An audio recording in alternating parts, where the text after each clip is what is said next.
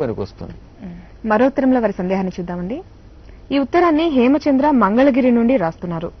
వర్షాకాలంలో దైవ స్నానం అని వింటుంటాం, అంటే ఏమిటో తెలుపగలరు? ఆ ప్రశ్నలోనే సగం సమాధానం వచ్చేసినట్టే.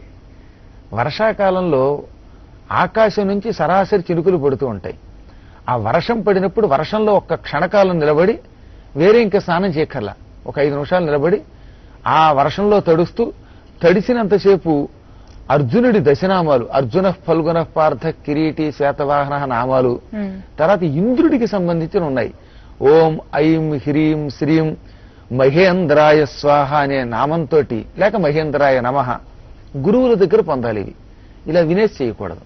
ఈ మహేంద్రుడి నామం తలుచుకుని 2 నిమిషాల నుంచి 3 నిమిషాల పాటు ధారగా పడుతున్న వర్షంలో నిలబడితే దీనికి దైవ స్నానం అని పేరు. ఇది అయ్యాక మళ్ళీ ఇంట్లోకి కానీ లేక నదికి కానీ వెళ్ళి మళ్ళీ ఇంట్లో యథాస్నానం కూడా చెయ్యాలి. ఈ స్నానం అప్పుడప్పుడు వర్షంలో తెల్లవారుజామున 4 నుంచి 5:30 మధ్యలో చేస్తే అటువంటి వాళ్ళకి పూర్తిగా యావజ్జీవితం కార్తీక మాసము మాఘమాసము నక్తం ఉపవాసాలు చేస్తూ పూజలు చేస్తూ స్నానాలు చేస్తే వచ్చే ఫలితం వస్తుందన్నమాట.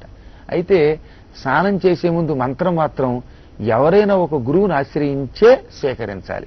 అటువంటి వారి కోసం అప్పుడప్పుడు మేము ఏం చేస్తున్నామంటే, ఈ జ్ఞాన సరస్వతి ఆలయం ఉంది ముషీరాబాద్లో, అక్కడక్కడ ఉపన్యాసం చెబుతున్నప్పుడు ఈ మంత్రాన్ని ఉపదేశం చేస్తున్నాం.